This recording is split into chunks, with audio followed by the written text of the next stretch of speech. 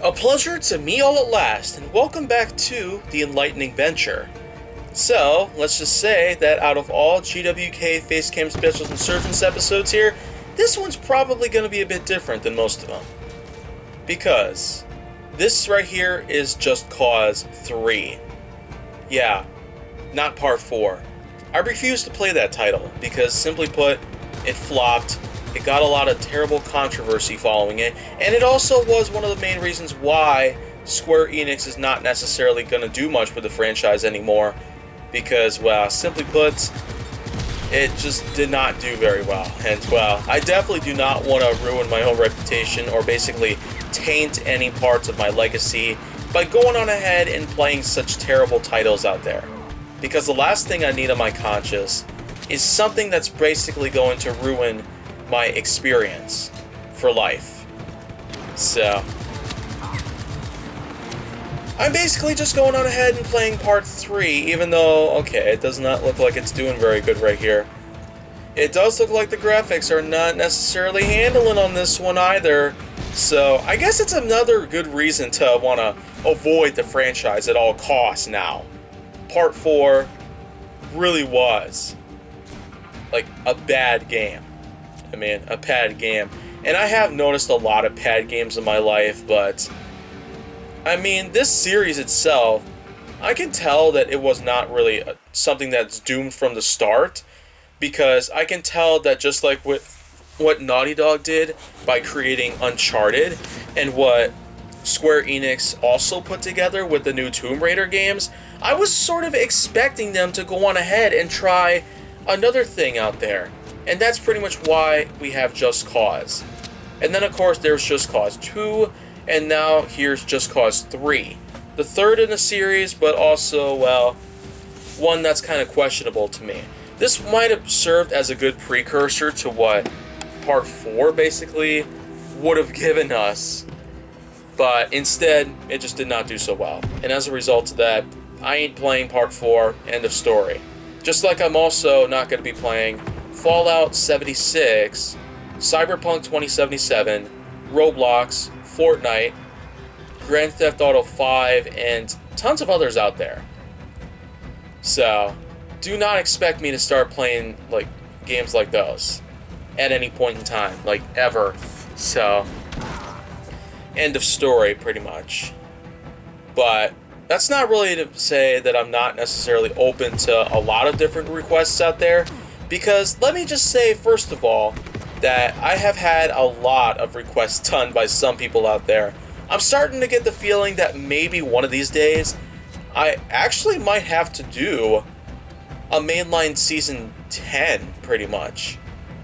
I figured it probably would have ended with something like Season 9, but, well, actually, gaming with KaijuForceNeo, like the franchise on its own, it's probably going to be lasting for at least a decade. I mean, I'm more than good to go with the majority of content I already got here, but the thing is, with all that's been done so far, I'm probably going to have to at least consider expanding GWK a bit more. But that's only because I'm starting to get more requests here and there. Like, I mean, some people actually want me to play Subnautica because of the new PlayStation Play at Home program, where there's been a bunch of new, like, games that are now free to download, and I have already downloaded, like, the majority of those titles. So, that's basically me speaking that I could potentially play a little bit more for GWK. So, again, it's a possibility, but I can't really see myself, like, bringing myself up to do something like that sorts. Also, let's not forget that, well, there are a lot of other things I might also need to go ahead and talk about based on this game as a whole. So, I feel like I might as well just go ahead and dip my toe in the boiling hot water that is Just Cause itself. Like I said, the series itself is probably not something that's doomed from the start, with a concept like, well, basically an international agent fighting against an enormous army of oppressors. De Ravello, as the main antagonist basically implies, has basically taken over a large part of, well, a sort of Spanish area known as Medici. And the thing is, well, Rico Rodriguez is basically the protagonist here that you play as, and you're basically armed to the teeth with all sorts of weapons, pretty much, ranging from handguns, rifles, shotguns, RPGs, and even miniguns. I kind of have yet to find out what those could possibly do to these armies, but you're basically going around picking up lots of ammo from enemies and taking out as much as you possibly can. I mean, you're basically doing the same thing as a lot of main characters do.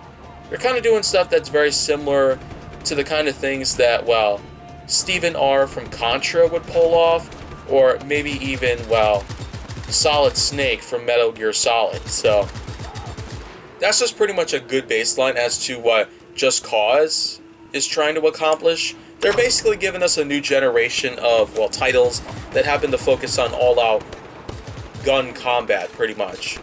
Basically speaking, your main mission here throughout most of the game is to explore tons and tons and tons of locations throughout a gigantic map, taking out all sorts of, well, soldiers from Di Ravello's army, and liberating entire areas by simply doing such things as destroying speakers, blowing up statues, taking out armored vehicles, and even blowing, like, lots of stuff up. I mean, I could say for sure that, well, this one actually does seem to be pretty enjoyable based on the kind of exciting action that you happen to utilize. I guess something that also helps this, well, distinguish itself from other titles out there in this industry with all-out combat, with things like Uncharted and Tomb Raider and all that good stuff. The only, like, real big distinguishments is that, well, first of all, the location. You're in a place, like, in Europe called Medici, and, of course, the main character is Rico Rodriguez, who is definitely not like Nathan Drake, Lara Croft, Solid Snake, or Soap McTavish, or anyone like them, basically. He's definitely nothing like that, as far as I know. So, basically speaking, though, I can actually say at least that this one does seem to do pretty good with its action, because, well, not only can you use guns, but you can also utilize a grappling hook, a parachute, a wingsuit. Yeah, like what I'm doing right now. I'm using a grappling hook to reel myself in towards, like, walls, and then launching myself into the air with a parachute, gliding along the air. And I hope to use my wingsuit on this whole entire thing, so, like, that's pretty much all in the bag. So I guess the real big thing about this is, wow, just look at this. You're basically engaging in all-out combat. I mean, I'm grappling myself onto a giant Humvee, an armored truck, and nearly getting myself shot to shreds. I'm basically just taking out all the guys on the screen right now.